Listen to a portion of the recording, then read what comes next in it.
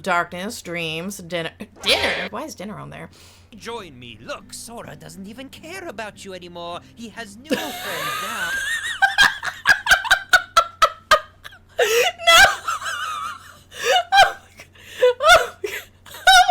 This also frees Sora's heart, so he's a heartless now. Yep. Bakari's like, Bibbidi Bobbidi Day 6 Machina, bitch. And Sora turns back to normal.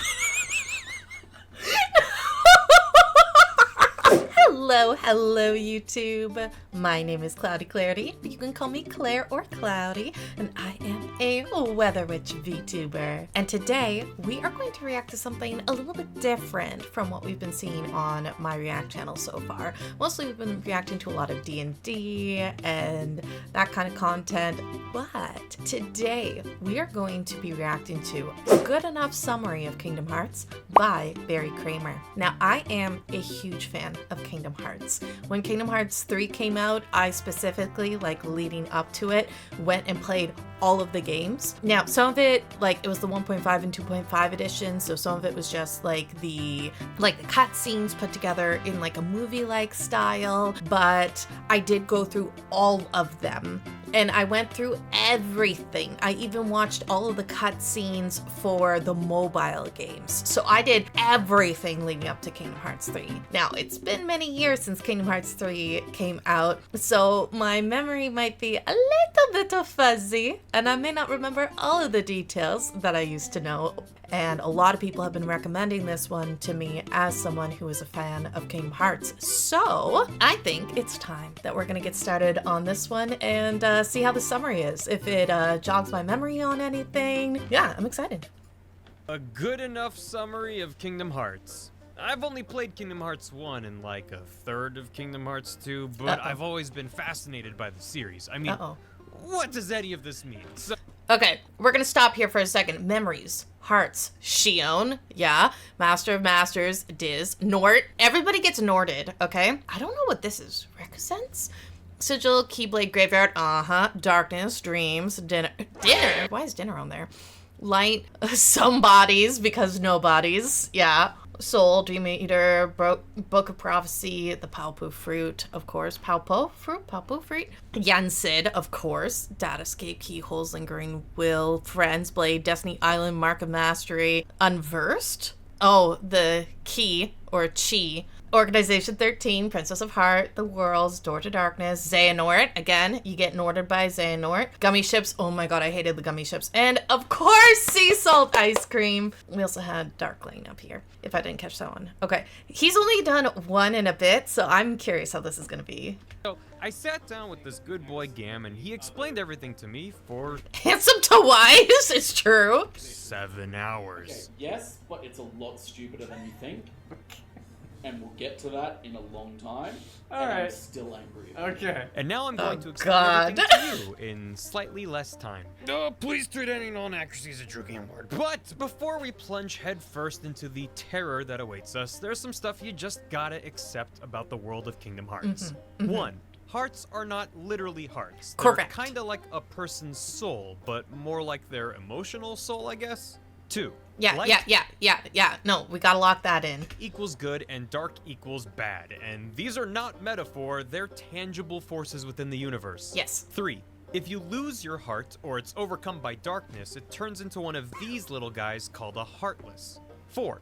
A body without a heart is an empty husk that I was just about to say that, so I'm glad he's covering it. It turns into one of these slithery dudes, a nobody. Okay? Yes. So you lose your heart, you create both a heartless and a nobody. Yes. Simple enough. Yeah. 5. Very simple. If you're strong-willed enough, your husk turns into a special kind of nobody that looks like you and can talk and stuff. Okay, sure. But it's not you. And often doesn't retain any of your memories of you. Sometimes they've been able to get their memories back later on, but doesn't retain any memories. Sure, fine, why not? 6. If both the heartless and nobody are destroyed, the original person is made whole again. And whole people are called somebodies. Just, I know. Yeah, I know. 7. There's Disney and Final Fantasy characters everywhere. And retcons. Retcons everywhere. It's true. Especially the Final Fantasy VII stuff was like so out of it, right? And Final Fantasy VIII, oh my god. 8. This is more of a personal note, but I find it easier to take this all in if you consider it more of an avant-garde interactive art piece than a traditional narrative. Okay, let's dive in.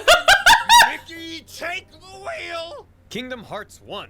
We start in Destiny Islands, and if you think that name is heavy-handed now, just you wait. There's a bunch of kids running around, but we only care about 3 of them. Yep. Sora, the plucky one, Riku, the angsty one, and Kairi, the milquetoast girl with no discernible personality traits whatsoever.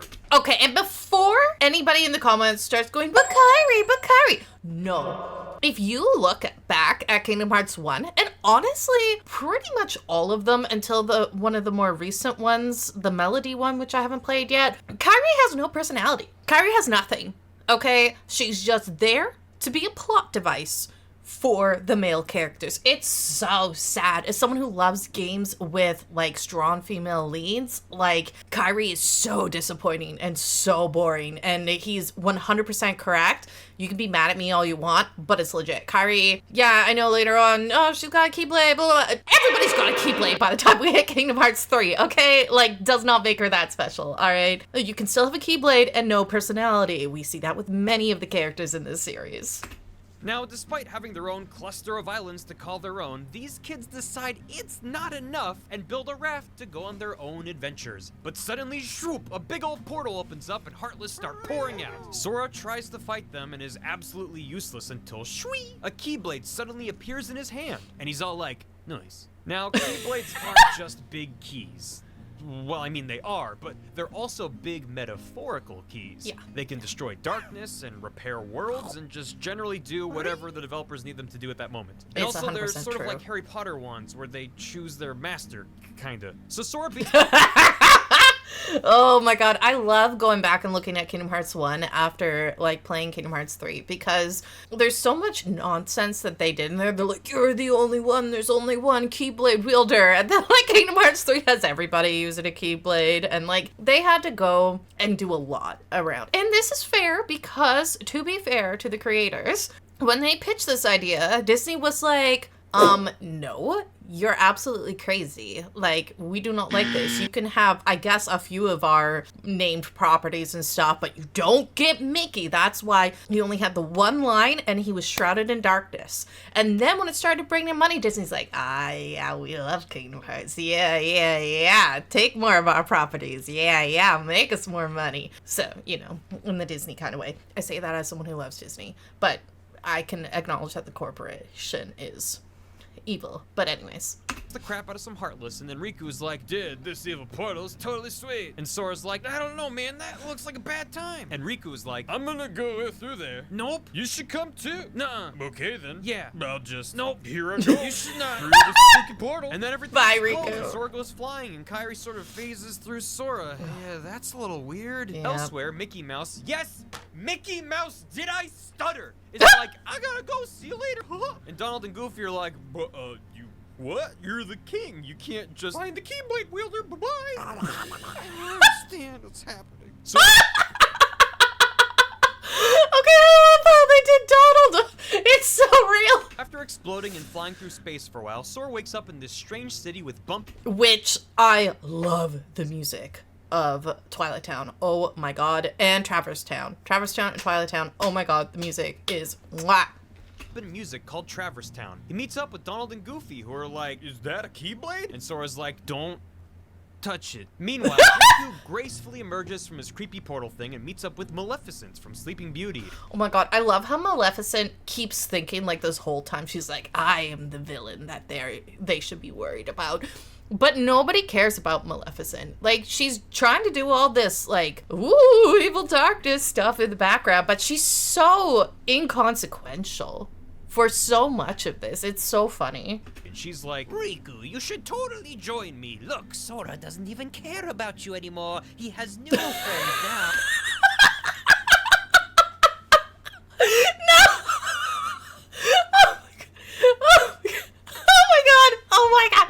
Okay, this has got to be some, like, Halloween costume thing, and just, Wizard Duck and Goofy the Wiener Dog. Oh my god. Oh, and Riku's like, these vibes I'm getting from you are definitely trustworthy.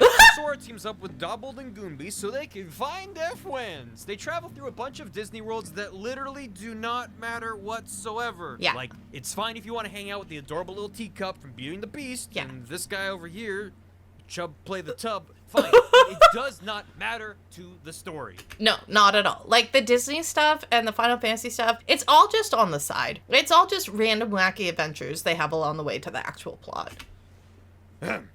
Eventually, they wind up at a big old castle called Hollow Bastion. Riku pops up, and Sora's like, Riku, my friend, after being separated for so long, I have finally found you. And Riku's like, girl, that Keyblade's only been hanging out with you to make me jealous. And Keyblade-chan zwoops on over to Riku-kun. Oh, Scoots, says Sora. Well, it doesn't matter. With Donald and Goofy at my side, we can't... our allegiance is with the Keyblade, not you. Oh my god, I entirely forgot about this. Oh my god.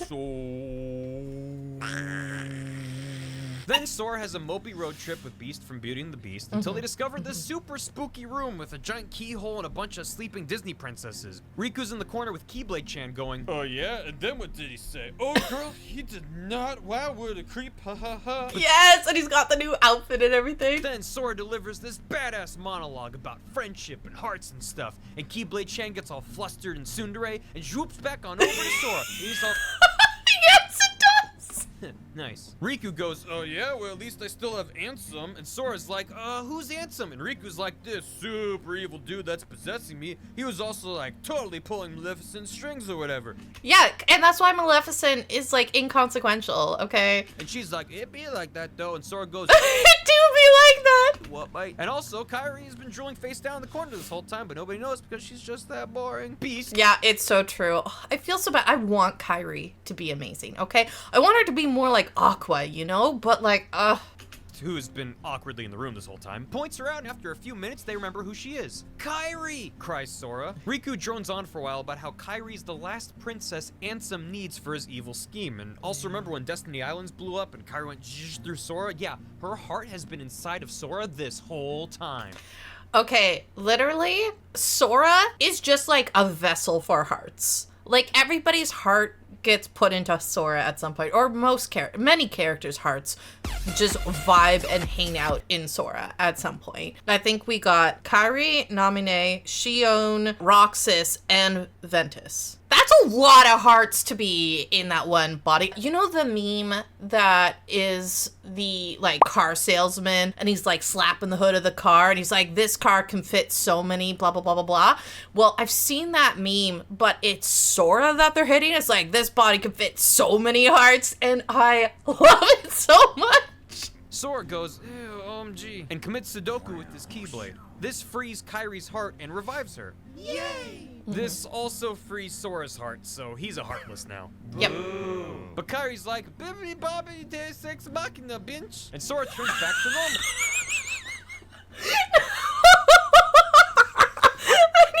I need to hear that again. But Kairi's like, Bibbidi Bobbidi Day Sex Machina, bitch. And Sora turns back I don't know why I love that so much. to normal, which contradicts everything we understand about how any of this works, but sure.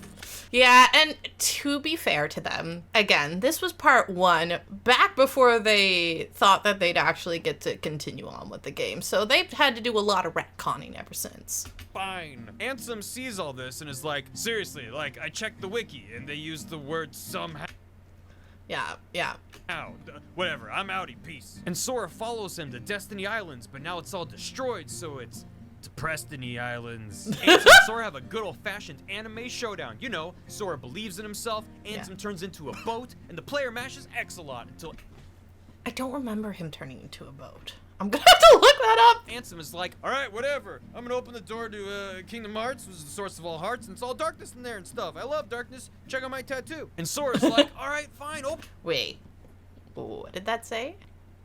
Oh, He spelled it wrong at first. And Sora's like, all right, fine, open it, you dollar store goth, and sort of fumbles with his Oakleys for a moment because guess what? It's like Handsome is all curses, foiled, bingus bongus, and he explodes.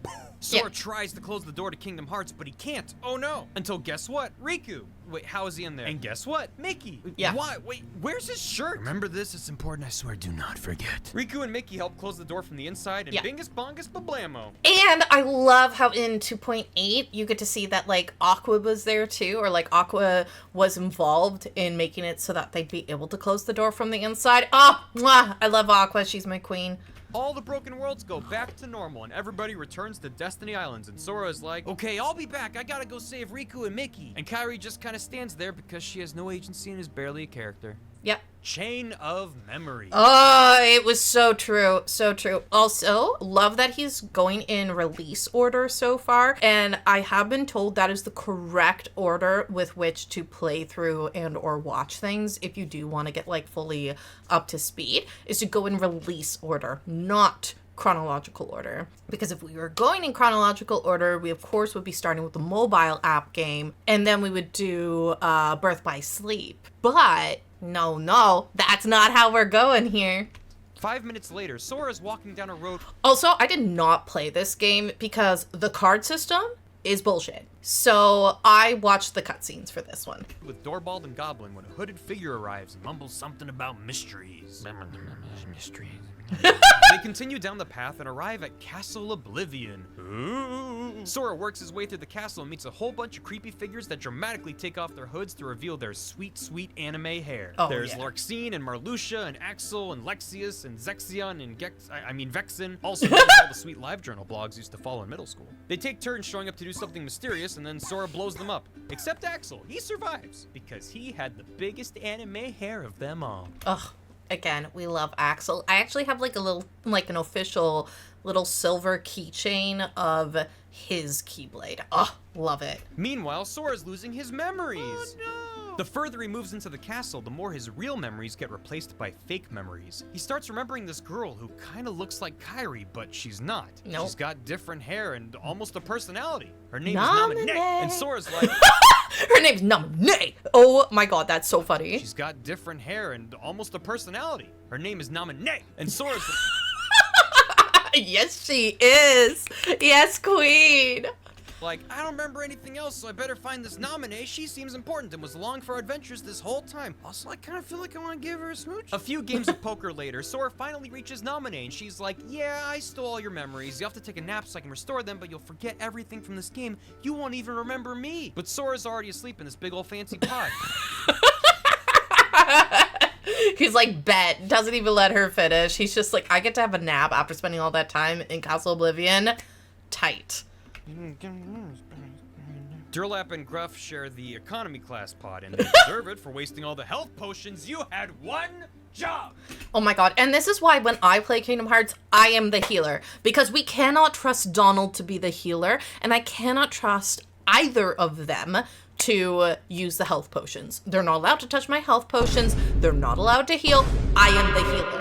Meanwhile, Riku and Mickey just kinda leave Kingdom Hearts. Riku takes the wake up floating in a void option, then teleports into Castle Oblivion because he ventures Yeah, don't really know how that happened, but whatever. the castle, but doesn't lose his memories because Nominee only got eyes for Sora, know what I mean?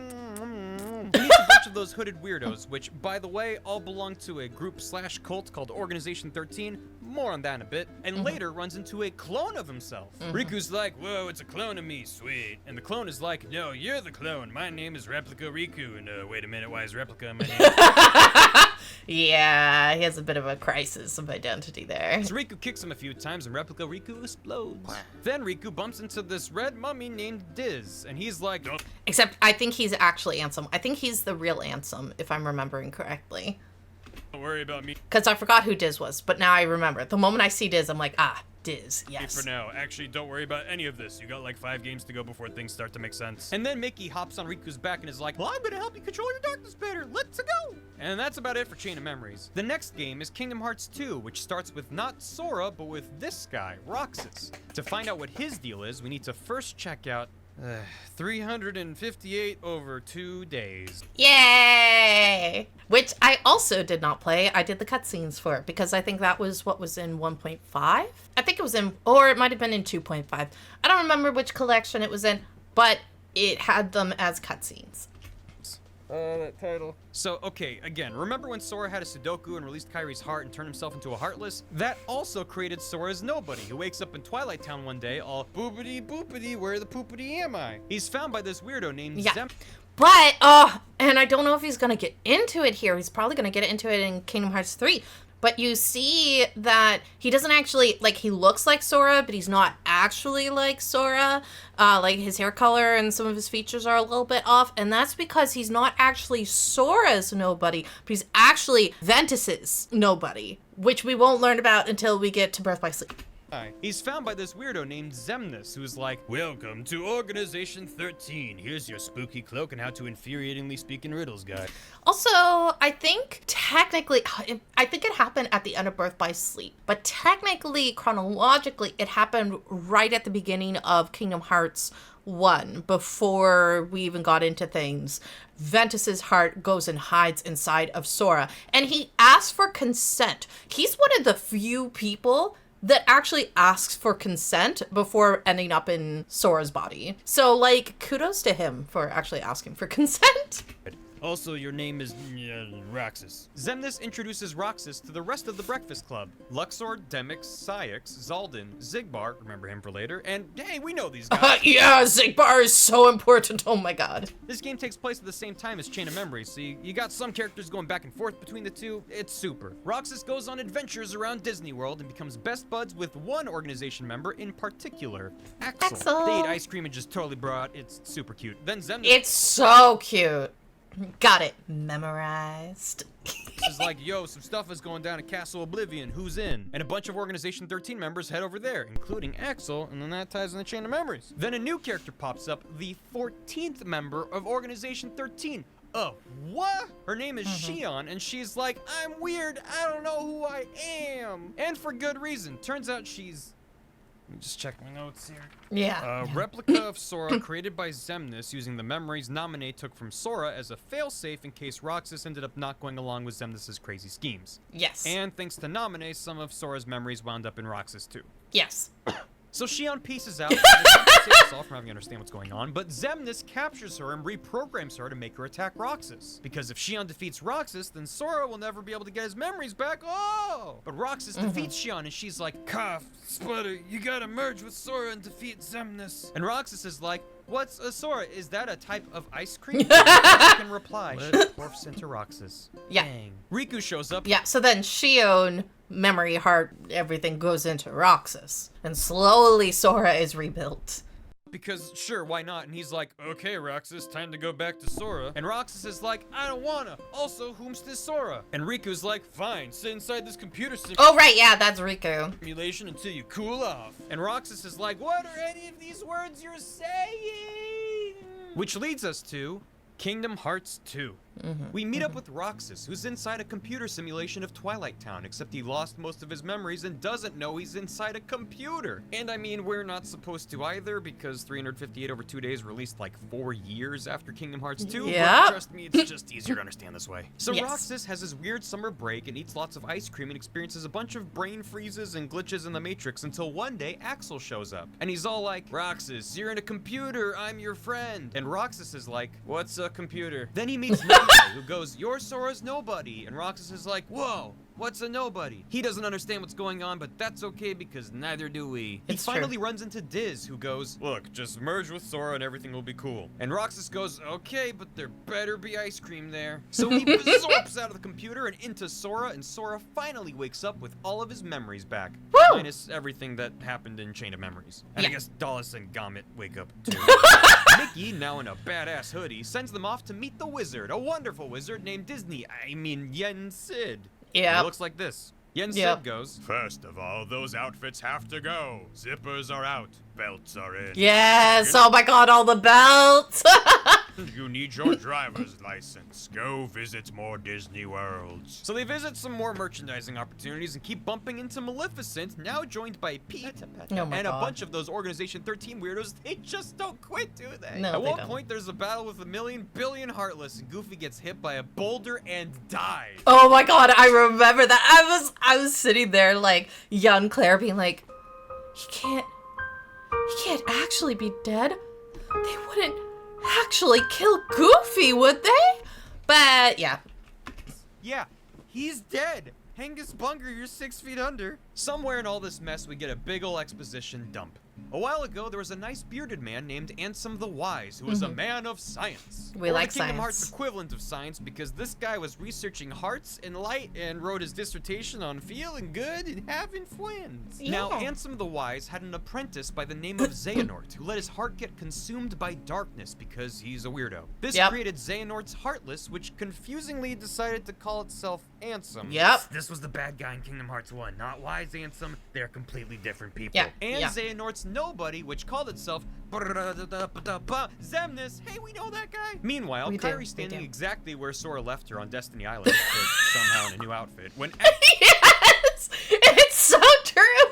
Axel swoops in and kidnaps her. He wants his buddy Roxas back, and he's not gonna let Organization 13 boss him around no more. Oh no siree. But he instantly sacrifices himself so Sora can jump through a portal to the world that never was. Sora's like, how can I be in a place that never was when it clearly currently is? But Yeah. just then a mysterious figure emerges. It's Ansem, but no, it's Riku. It's Riku, but he looks like Ansem. Yep. Okie dokie. Sora goes on a heart unlocking spree until Diz appears, and he's like, You think that I'm a mummy now? Here's a surprise. Feast your eyes on my disguise. I'm really Ansem the Wise. The bad guys are conspiring to make their own Kingdom Hearts, but they forgot a little something that's right, my looks and my smarts. I'm gonna use this pewter here to digitize the skies. You better idolize and recognize I'm Ansem the Wise. Sora. I just love them so much. Like, forget. We got Naminé, we got Shield, we got Riku with his blindfold. Oh my God. Sora, Donald, Goofy, Riku, Mickey, and Kairi. I bid you all adieu because my computer is backfiring. So Diz's computer explodes, which causes Diz to disappear, and for some reason also turns Riku back to normal. Zemnis is all, my beautiful plan ruined, etc., let us fight. Sora and Riku hold hands and prepare for a good old-fashioned anime showdown. Oh, look at the little plushies. How cute. Sora believes in himself, Zemnis turns into a boat, and the player mashes X. I don't remember him turning into a boat. I gotta go and look that up. I don't remember the boat. A lot, and sometimes triangle until Zemnis is defeated. Everyone winds up back on Destiny Islands because sure, whatever. And Naminé's there too, and she's like, hey Kairi, nice to meet you, I'm your nobody. And Kairi stares into the middle distance. Yeah, so everything ties back to the moment Sora released his and Kairi's hearts. Either it's poetic in its simplicity or stupid in its stupidity, I don't know. This moment should have created 2 Heartlesses and at least 1 nobody, because Kairi's heart isn't really connected to her body at this point. But Kairi is a princess of heart, meaning she has 0 darkness in her heart, so she doesn't create a Heartless. Yeah. She does create a nobody, but she has no body for it to form from, so while Sora is busy splitting off into his Heartless and his nobody, Kairi's nobody, Naminé, is created from Kairi's heart and Sora's body, which explains why she was able to meddle with his memories and whatnot. So to sum it up, I don't know. Yeah, exactly. I don't know. Up front, this thing was filled with retcons, right? Sora goes, oh yeah, Roxas has been kinda rumbly lately. You okay, little fella? So Sora and Roxas share a ghost hug, and Kairi and Naminé are chill, I guess. Oh, and then the Goofy recovers from being dead. But then a letter washes up on the shore with that dang old Mickey Mouse. Yeah. So I think this is Dream Drop Distance. Insignia on it. What do you want now, you creepy rat? Oh, no, it's either Dream Drop Distance or the code one. Before we open that envelope, Birth by Sleep. Yay! Diddly 10 years earlier, Yes. we got these 3 sweet pieces of anime Oh my God, Aqua, my queen. hair. Aqua, Terra, and Ventus. Weirdly, Ventus looks a lot like Roxas, like identical. I mean, I know compared to Dozenkrantz and Goofenstern over here, Roxas and Sora look a lot alike, but trust me, Roxas resembles this guy, Ventus, for reasons. The three of them are being trained by Master Ericus to become Keyblade Masters. And I'm pretty sure he's voiced by Mark Hamill. Ventus is too young and spunky, so he has to wait while Aqua and Terra take their final test, the Mark of Mastery. Also, we're in this place, the Land of Departure. Aqua passes, and she's all like, neat. But Terra fails because he's got too much angsty darkness and Spencer's coupons inside his heart. Wait for Terranort! And Ericus takes one look and goes, Girl, get yourself sorted out. Meanwhile, in a fancy land for fancy lads called Radiant Garden, Ansem the Wise is researching how hearts work and stuff. He's got some test tubes and like a computer, and he's going, oh yeah. Not evil stuff. That's interesting. And he's surrounded by all of his hot anime friends who kind of Yeah, we recognize these guys. look familiar. There's also a little girl here named Kairi who's got no personality. Look at her go. Yeah. Elsewhere, Aqua and Terra pop out of a portal on Destiny Islands because of course they do. They meet these two little babbies named Sora and Riku. Terra walks over and is like, ew, this one is totally giving me Ventus vibes. Hey kid, now you know how to use a Keyblade. You won't remember this when you're older. And They're not actually babies. They're a little bit older, but they're pretty young. Riku dribbles on himself. Also, Kairi comes over from Radiant Garden, and Aqua maybe teaches her how to use a Keyblade?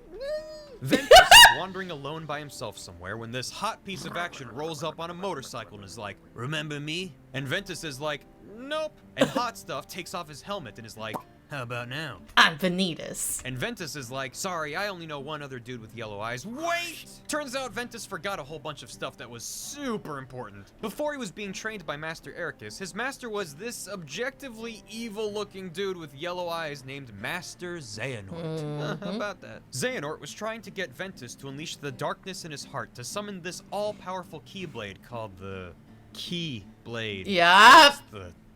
That's the Greek letter key. Yeah. Ventus was like, I don't wanna. I'm a good boy. Look at my badge. And Grade A certified good shonen boy. Oh. Xehanort's like, Fine, I'll just take your darkness myself. and goes shoobly bop, sucks the darkness out of Ventus's heart, and makes Motorcycle Man, also known as Vanitas. Oh, and he looks exactly like an evil Sora, but just don't think about it. It's fine. Flashback We're over. gonna not think about it. We're not gonna think about it for now. Is like, oh yeah, I remember. And Vanitas is like, Cool, we gotta fight. Meet me at the Keyblade Graveyard. Right, because they have to fight so that way they can form the Keyblade. Yes. okay, so long ago there were tons of Keyblade wielders, and they all fought over the Keyblade in this epic war, and now all that's left is a bunch of keys in the ground. But Ventus knows all this and just goes, "K." Meanwhile, Yeah, it's true. Altera's getting super moody and kills Master Ericus. Ericus is like, Why, my pupil? and Terra's like, I don't know, Gam didn't go over this part in detail, but I'm assuming darkness? Then everyone... Ericus realizes what Xehanort was doing and came to the conclusion that killing Ventus was the only way to stop him for good. Right. Terra comes in and only sees Ericus about to kill Ventus and is like, whoa, don't kill my friend. Wait, but don't kill my friend, bro. I'll fight you. No, but Terra, Xehanort, you want to go, bro? You want to go? Let's go, bro. Yes. The entirety of Terra's storyline in the game is Terra's a big dumb idiot who doesn't think and falls for Xehanort manipulating him. It's so true, okay? Like... literally, Birth by Sleep is just Aqua running around trying to babysit Terra and Ventus and, trying to stop them from doing terrible things and trying to stop them from being manipulated and trying to help her friends. And the whole time they're just like, you don't know me. You think you're so good because you're a Keyblade master now. Terra lets me do what I want. You don't let me do what I want, so screw you, Aqua. Literally, all she does is try to help them. Oh my god. Then everyone piles into the minivan and heads on over to the Keyblade Graveyard for their big anime fight. And you know it's serious because nobody turns into a boat. Ventus versus Vanitas. Terra versus Xehanort, who's like, hello. And Aqua versus this dude who you might recognize better like this, but he doesn't have his cool eye patch and scar yet. Him named Breg. Xehanort is... Yeah, Breg is big time, like, end of Kingdom Hearts 3, you're just like, but we'll talk about that later. Like, I'll have the Keyblade, not Keyblade, and with that, I'll control Kingdom Hearts. And Terra's like, "Nuh-uh, no siree, stop right there, Mr. Bister." And everyone starts fighting. Aqua beats up Braig, and he's like, now I look cooler. Ventus and Vanitas fuse, which sorta creates the Keyblade for a second, but then it explodes. And then Ventus explodes. He's just asleep, but his heart goes swoosh over to Destiny Islands to go live in Sora's heart and heal up. Sure, okay. Yeah, and he did ask for consent, okay? Ventus did ask for consent. Because somehow he was talking, like, Sora was watching the stars at nighttime, and he hears Ventus, and Ventus is like, "I need a place to rest," or what have you, and Sora's like, "Oh, I'll help you out, bro. Like, you can come vibe with me, bro. Don't know each other's names, don't know anything, just, yeah, you can chill with me, bro." Because Sora is for the boys. Aqua takes Ventus's blown-up body back to the land of departure and uses her Keyblade to turn it into Castle Oblivion. She goes, "Okay, Ventus, I'm the only one who knows you're here. Have a good nap now, pat pat." She returns just in time to see Xehanort possessing Terra, forming Terra Xehanort, or Terranort for short. Terranort! You gotta get Norted. A while back, Xehanort was like, I'm getting old. I can possess someone using the darkness in their heart. That's a neat trick. "Also, psst, this is what Nording is." Aqua goes, Yup. "I am not about this," and fights and defeats Terranort. But Terranort's all like, Ha ha ha, not so fast. and uses his Keyblade to Oh, and he's got the really, really fancy Keyblade. The one from the Master of Masters. unlock his heart, which traps Aqua in the realm of darkness and gives Terranort amnesia because we didn't have enough tropes on our plate already. Throw some amnesia to the mix. Yep. Terranort, just calling himself Xehanort now, becomes an apprentice to Ansem the Wise, and then much later gets his memories back, and goes on to create his Heartless Ansem, this one, not that one, and his Nobody Xemnas. Now we can return to the present in Recoded. Ah, that's the one. That's the one. I played Birth by Sleep. I played all 3 storylines because you can play from Aqua, Ventus, and Terra's perspectives. So I played all those, but Recoded, I watched the cutscenes. Quite the present. Sometime after defeating Xemnas, but before Mickey's letter arrives at Destiny Islands, Yeah, before Jiminy the letter. Cricket is hanging out with Mickey. You see, throughout Sora's many adventures, he's been accompanied by Jiminy, who's been documenting everything that happens. Like, today, Sora spent 15 minutes staring at a bowl of oatmeal. Jiminy's about to turn in his homework to Mickey when he notices some cryptic messages he didn't write. Like some... Thanks, Domine. Them hurty bend when you to end, dressed up to the eyes. It's a wonderful surprise to see your shoes and your spirits rise, throwing out your frown. Cure lyrics or something. Chip and Dale digitize the journal and create a digital copy of Sora, Data Sora, to fight the bugs that are corrupting the data, and I don't know, hacking hijinks ensue? Pete and Maleficent are there, some C-tier Disney properties show up, Jiminy's journal appears and turns into Riku. It's just whatever. The journal is restored, and Data Nominee reaches out to Data Sora and is like, "Hey, you got a whole lot of business jellying up your jam ram. You got Roxas inside of you, and like Shion's inside of Roxas, and then there's like Ventus sort of fused with Vanitas. It's just a big ol' awkward inception party in there. It's middle school dance bad. Also, the bugs are a side effect of me messing with Sora's memories, cause Data Sora texts all this to Mickey, who's like, "Butter my B-shaped muffins. Sora's gotta learn about this stat," and writes the letter that then shows up at the end of Kingdom Hearts 2. Data Sora goes, "What? Real Sora?" as the computer gets turned off because Mickey's got a date with a wizard. Yeah, exactly. And that's how they figured out about Namine. And Sid goes, Yo, Xehanort is coming back and we're screwed. We only have one Keyblade Master and you, like, randomly took your shirt off that one time. and Mickey goes, "We'll get to that. What about Sora and Riku? If they become Keyblade Masters and Sora gets his jam unjellied, we might stand a chance." And Yen Sid goes, Okay, but there's a lot of jelly in his jam. There's a lot of jelly in his jam. Oh my god. And it smells like peaches. Dream Drop Distance. Okay, so I played Dream Drop Distance. I had a lot of fun playing Dream Drop Distance. It was different because you had like it was kind of like a gotta catch 'em all situation, but it was good. I enjoyed it, actually. I also really liked getting to spend more time with Riku and getting to play as Riku. I thought that was really cool. In order to become Keyblade Masters, Sora and Riku have to take the Mark of Mastery, the same exam that Terra and Aqua took way back when. But apparently the test is totally arbitrary, and whoever's conducting the exam just does whatever they want, just like real life. Yeah. Just like in real life, it's true. It's true. But I mean, they also tailor it to your weaknesses, right? And specifically, where Riku has to come to the darkness before, and where Sora's constantly being targeted by the darkness and has all of that jelly in his jam, they needed to really test that they could withstand the darkness, like when push comes to shove. And spoiler alert, only one of them does. Sid charges Sora and Riku with waking all the sleeping hearts of various worlds that have been on a constant roller coaster of exploding and being reformed over the past couple games. They bounce through some Disney worlds and wake people up, but not Sleeping Beauty? Come on, it's a game about waking people. Okay, game's telling me there's a reason. Okay, fine. Anyway, remember the rules of the Kingdom Hearts universe? All that stuff about heartless and nobodies and how destroying both restores the original somebody? Yeah, so all those Organization 13 nobodies Sora killed, they're back as their original X-less somebodies. What? Our protagonist wasn't going around murdering people? See, they're fine. Also, keep it together. Oh. The X in all those nobodies' names isn't an X. It's called the Recusant Sigil, and Xehanort uses it to mark That's what that is, yes. his BFFs and track their location. Yes. This even works on clothing, and that's, oh god, that's how they're able to track Sora throughout this game. Because they put an X on his shirt.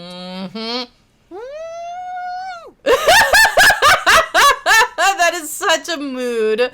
Such a good response to that. Yeah, they have a thing for X's. Yeah. Oh, and then this guy shows up. This is young Xehanort.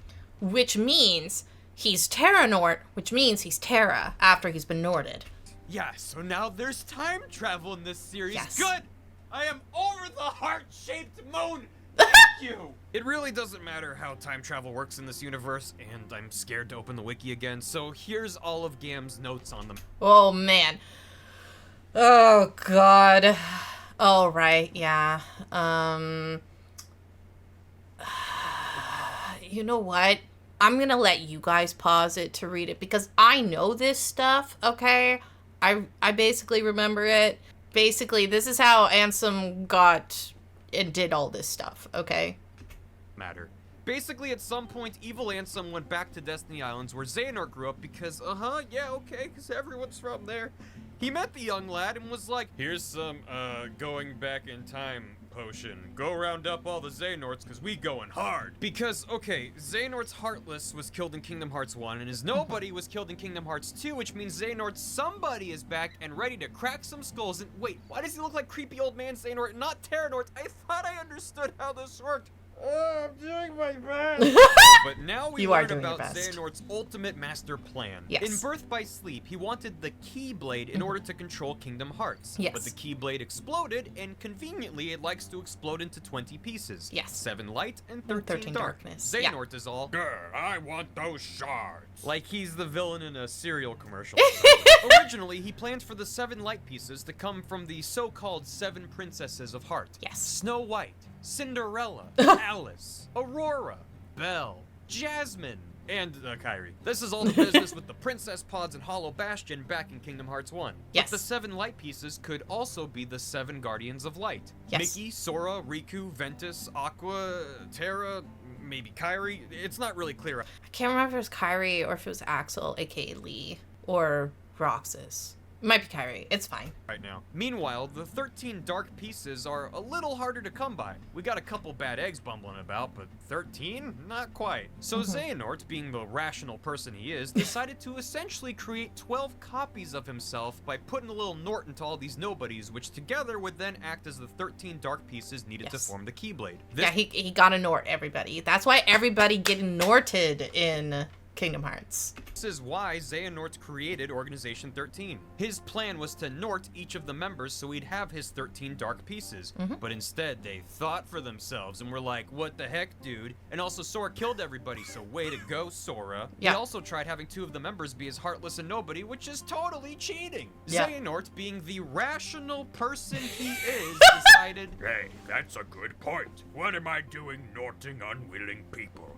I'll just find people who want to be me. Like, me. So that's why he sent Ansem to seek out young Xehanort in the past. He's making a new Organization 13 out of some time-traveling Xehanorts and a bunch of other friends called the, wait for it, real Organization 13. Yeah, that's where I was like, what? Boo. They should have called it the Super Excited to Be Xehanort Club. Yeah. So Xehanort gathers himself, young Xehanort, Ansem, Xemnas, Xigbar, and Syx, who are part of the old Organization 13, but apparently just can't get enough of that Nort juice, and 6 other shadowy figures that'll almost certainly get revealed in Kingdom Hearts 3. They're probably like time-traveling goofies or something. Oh, yuck. I hear you counting on your fingers. That only makes 12. Yes, they're one short. So Xehanort decides the 13th Nort shall be Sora. He kidnaps Sora because I guess Goofus and Goofus and Dallin! Goofus heals his allies when they are in need. Dallin spams thunder and watches his friends die. Yes. This is why if we remove anyone from the team, we remove Donald every time. Talents do literally nothing all day and is about to Nort Sora super good when Lee dives in and saves the day. Psst, Lee is Axel's somebody and he only really cares about Roxas and Xion, but Sora will have to do. Listen, Roxas and Xion are both inside of Sora, so by proxy, he has to care about Sora. Xehanort goes, Drat, I'd kidnap you again, but we're all out of our going back in time potion. Until next time when the 7 and 13 are destined to fight and summon the Keyblade in Kingdom Hearts 3. and all the Xehanorts disappear. For now. Riku and Sora go back to Yen Sid and they're like, wow, the whole universe was at stake. Glad we got out of that one. Who-wee? I almost forgot we were taking a test. Haha. And Yen Sid goes, Riku, you passed. Good job. Sora, you almost got Norted. You failed. and Yeah, because there was a whole thing about darkness and sleep. Sleep was such a key thing regarding the darkness, and that like the deeper you went into the darkness, the more like if you kind of went to sleep, it would like take over you or something. It's basically letting the darkness in and basically being able to wake from the darkness after you've gone deep into it as well. And Riku was able to wake and Sora was not. They had to like go and rescue Sora. So because of that, he lost and he doesn't get to be the Keyblade Master. But I actually really, really like how they did this, because then in Kingdom Hearts 3, they had a perfect excuse for why you start at level 1, because he got messed up by the Norts and by the sleep, not being able to wake, and by the darkness so badly that he started back out at level 1. So like literally beginning of Kingdom Hearts, they're like, yeah, so you lost all your powers and all your strength because you did so badly on that test. So chop chop, you gotta go get strong again. Sora goes, Nort again. Oh. All the characters laugh and credits roll. Wait, we're not done yet. 2 quick games to go. Union Cross. And that is the mobile app game, which is like the backstory to explain everything. Plus there's the movie, which is, I forgot to mention the movie earlier. There's also the movie, which is the real beginning. Long ago, I mean like long ago, all the worlds were connected and it was the age of fairy tales. In this harsh on the eyeballs place called Daybreak Town, there was this guy called the Master of Masters who wore a sweet hood and trench like the organization dudes, and he wrote this book of prophecies with the help of his Keyblade No Name, which can see into the future, but only the future it's actually around for, like in the same room. Look, it's got a magic creepy eyeball. So the And it's the exact same weapon that Xehanort uses. Master of Masters goes to his 6 apprentices and is like, hey guys, I'm gonna peace out. Here, you carry No Name around and pass it down through the generations for no particular future sight related reason, and this box, don't open it. And the rest of you get a signed copy of my book. You're welcome. But That's exactly how it is, and all of them are missing like the final page. the apprentices know he gave each of them a slightly different copy of the Book of Prophecies. They read their books and learn there's a traitor amongst them, but not really. The apprentices scatter to the winds like like dandelions and create their own Dandelion reference. Let's go. little groups that learn to use keyblades. Years and years pass, these groups all end up fighting in the Keyblade War and shattering the Keyblade into 20 pieces, and yeah, there's some of your backstory, I guess. Look, this is— Wait, no. Okay, no, we need to talk about the dandelions for a second. So, this girly pop here, she realizes there's a problem, and she quickly discovers that they've essentially all been pitted against each other, okay? And she's like, ugh, this is bad. She's like, all right, there's a war coming, and I need to form a group of people who aren't going to participate in this war and who will live past this war, okay? She forms a group called the Dandelions. And the Dandelions know that a war is happening. They know bad stuff's going down. And they are to basically make sure that some people who are Keyblade wielders will survive after this war. And among them is the guy with the red scarf, which, oh my god, can't wait. Like, loved. Actually teared up in Kingdom Hearts 3 when he showed up. And weirdly enough, and I don't know how this works yet because they haven't explained it yet, Ventus is there. But anyways. Ventuses scatter to the winds like dandelions and create their own Rude. little groups that learn Rude. to use He mentions the dandelions. He doesn't actually explain the dandelions. Keyblades. Rude. Yeah, there's some of your backstory, I guess. Look, this is a browser/mobile game. Don't worry about it too much. No! You should check it out. You should watch the cutscenes so you understand what's happening between the wars and stuff. It actually explains how there used to be thousands of Keyblade wielders in the past, and like the Master of Masters is like our quintessential top villain right now, and everybody else who's come after him is just basically doing his bidding, and his guy is still not gone yet. Anyways. Like, maybe you should know Ventus and Marluxia somebody are leaders of two of these groups, and Yeah, Ventus is in the Dandelions. there's these things called Darklings that are heartless, born from Keyblade wielders. There's a Darkling on the box for Kingdom Hearts 3 right about, yeah. But seriously, if any of this is relevant in Kingdom Hearts 3, I'm sure they'll provide context for it like the competent writers they are. They do not provide any context, and it's so important. Like, it's crazy to me how important the lore of the mobile app game is to explain. Because if you don't know the Master of Masters, if you don't know about No Name, if you don't know about the box that's not supposed to be open, and if you haven't played Birth by Sleep, then Bragg's character won't mean anything. And when the reveal happens, you'll be like, okay, what's the point of all this? Whereas I'm there like, and it was amazing. Hocus pocus! These games have no focus! I Kingdom love them. Hearts 0.2 Birth Oh. by Sleep, a fragmentary passage. Oh, my heart for Aqua. That's the sound of my soul escaping my body.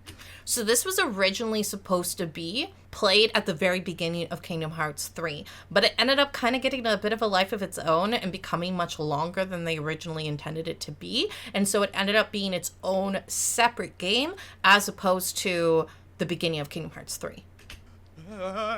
Kingdom Hearts 0.2 Birth by... Hey, you know what? Let's just call it No for short. This is a kind of prequel sequel that sets some things up for Kingdom Hearts 3. You play as Aqua, picking up right after the events of Birth by Sleep, where she was trapped in the realm of darkness by Terranort. She wanders around some Disney World swallowed up by darkness, fights her doppelganger, Phantom Aqua, and finds Ventus and Terra, but they're not actually there. She's just lonely.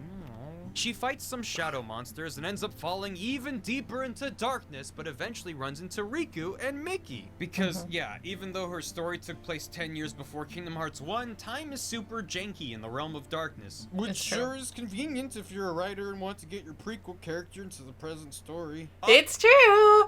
Aqua fends off the darkness while Riku and Mickey close the door from the end of Kingdom Hearts 1, and Mickey literally loses his shirt just to preserve continuity. There's no other reason. What a guy! What a guy! Oh my god! Successfully closed. No, thank you. Hooray! Except Aqua is still trapped in darkness. Feces. Elsewhere, Yen And she's trapped in there for 20 years. The equivalent of 20 years, whatever that ends up being with the weird time flux or whatever. But 20 years.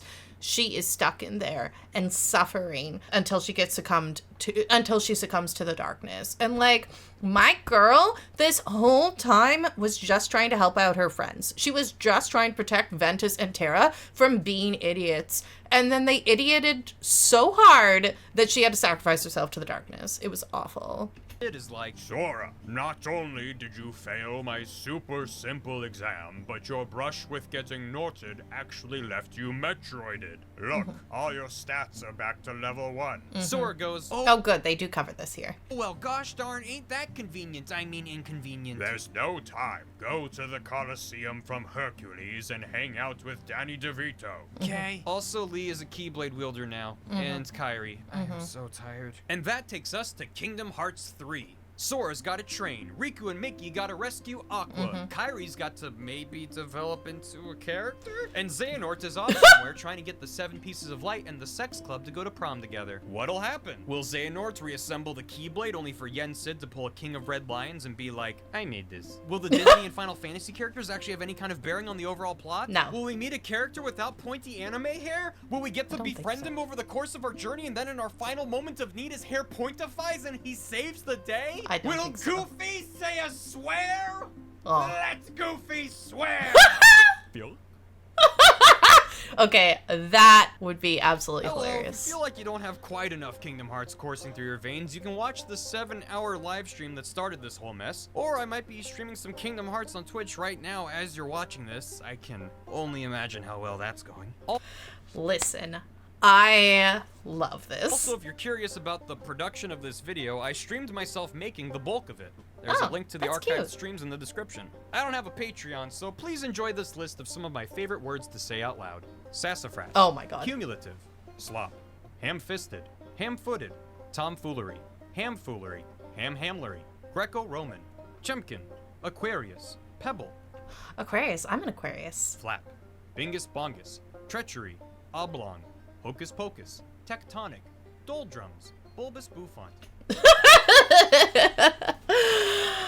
Oh, this did not disappoint. This was fantastic. And also reminded me of my love for Kingdom Hearts. I really do love Kingdom Hearts. I know it's complicated. I know it's complex. I know it's got really weird continuity, or basically lack thereof, of continuity, but it's so good. It makes me so happy, and I don't know why Kingdom Hearts just slaps. Also, Utada Hikaru is my favorite artist, and so their music just is mwah. I just love it so much. I've listened to so many of their albums. They got me through a lot of stuff, so love Utada Hikaru. The music in Kingdom Hearts does make me cry. Like, when it's been a long time and I'm going through the emotions of Kingdom Hearts, oh, it's so good. So, yeah, it's wild. And as somebody who actually took the time to watch through and or play through all the Kingdom Hearts games leading up to Kingdom Hearts 3, Kingdom Hearts 3 was so amazing. We will be watching the next video of Barry Kramer reacts to, like, his, he has a Kingdom Hearts 3 video, so we will be watching that. I'm very excited to do so. And I may even start streaming that rhythm one with Kairi. That's apparently her backstory and lore. So it's been on my to-play list for a long time, but this might actually convince me to go back to it. So thank you guys so much for coming by and hanging out with me today. I really hope you enjoy my React content. If you'd like to see some more, you can of course subscribe, and every Monday I do typically post a new React. So if you are subscribing, you will get a notification of when the next one comes up. And just taking the time to watch it and hang out with me here really does support me. So thank you so much again for doing that. And thank you, of course, to Barry Kramer for creating this series. I'm so excited to watch more of it. I hope you all have yourselves a wonderful morning, afternoon, or evening. And I'll see you guys again next time. Goodbye, everybody.